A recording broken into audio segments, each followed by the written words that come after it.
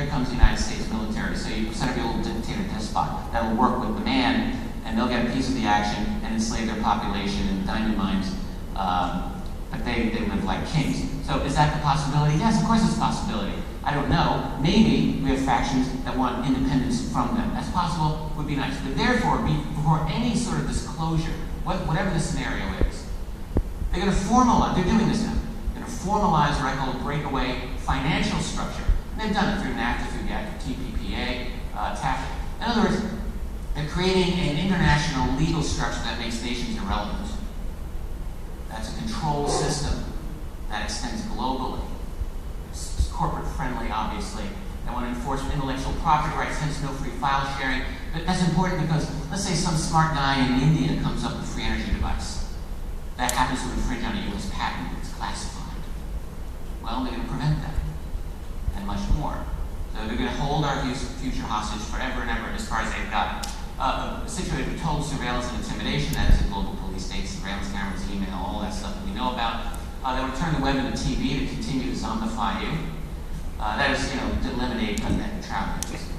And they therefore maintain total control over global intellectual life. They need to have all of this done before things get a little too crazy. Beyond that, let us hope not, but I think it's a possibility that one do some version of class-based transhumanism. What does that mean? Remember Brave New World and Huxley? You create little types of human beings. You genetically modify them. So you don't want everyone to be that smart. So you have one class of people that's got an IQ of like 85, and they can do whatever. And you have some other people who do this and this and this. Is it possible? Yes, of course it's going to be possible. Will it happen? I don't know. What I want to know is what is their ultimate goal vis-a-vis the others. It really comes down to one thing. It's either being independent, fighting, or working with. Are we ready for open contact? Of course we're not ready for open contact. We will never, ever be ready for open contact. People say, oh, Dolan, he's this disclosure guy, he believes rah-rah. No, not really. What I just say is that, although it's impossible, it's inevitable. Our desires are almost irrelevant here. What people think they want to do. Honestly, when we think we have power, we have no. We're on a river, guys, and the river's taking us somewhere. We think we've got this ability to navigate. Maybe a tiny bit. We're going there.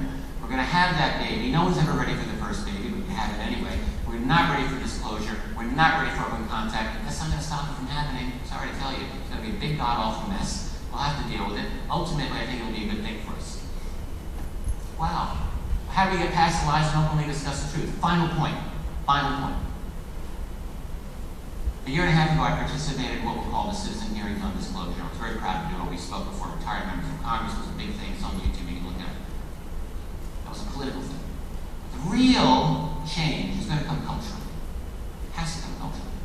And in fact, even that citizen hearing, the biggest impact would be cultural. You have all of these younger generation people going on YouTube, and they would see these nice people talking to members of Congress, impressive about UFOs. That's what changes the culture. Things like that. A little over 100 years ago, Oscar Wilde rotted away in jail because he was some kind of abomination. My goodness, homosexual. Who would think? Well, we've gone from that point to now we have an era of gay marriage. How did that happen? I'll tell you how it happened. Not so much through political activism. I mean, that's important. Really, it happened by brave people. Someone coming out and saying, you know what, I don't really care. I'm coming out. And other people saying the same thing. Oh, well, look at that. I'm going to do that too. And the next thing you get a social movement. And that's what this is our situation. All right, we're in a situation where this whole subject is enveloped in ridicule. And we're afraid. The ridicule stems from a top-down directive. And what we have to do is be brave more than anything else. And don't be afraid to talk about this. Don't be afraid to express your opinion to even a hostile group. My dad was a cop. He fought in the wars. He was like a kind of a chunky version of Frank Serpico. If you know the Serpico story. My dad was a very active cop in Brooklyn, fought the corruption in the New York City Police Department. It was great. He's still a hero. He's still alive. I was 10 years old. My dad sat me on the couch and said, I want you to know. When you get older, you're going to fight your battles. I'm thinking battles, I don't know what he's talking about. You're going to fight your wars. And if you have truth and you have justice on your side, don't be afraid to fight. Don't be afraid to win. Even if you have 1,000 people surrounding you shouting.